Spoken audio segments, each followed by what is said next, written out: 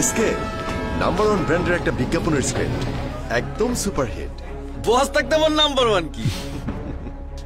মেরিল petroleum jelly বিজ্ঞাপনে ছয়টা character play করে বিশ্ব রেকর্ড করেছেন শাকিব খান। যেই রেকর্ডের ঝুলিতে বাংলাদেশ তো দূরের কথা, নেই অন্য কোনো দেশের সুপারস্টাররাও। সম্প্রতি প্রকাশ পেয়েছে মেরিল পেট্রোলিয়াম জেলির করা এবছরে শাকিব খানের প্রথম বিজ্ঞাপন, যেখানে শাকিব খান ছয়টা ক্যারেক্টার প্লে করে এবং প্রতিটা ক্যারেক্টারই সত্যিকার অর্থেই অবিশ্বাস্য।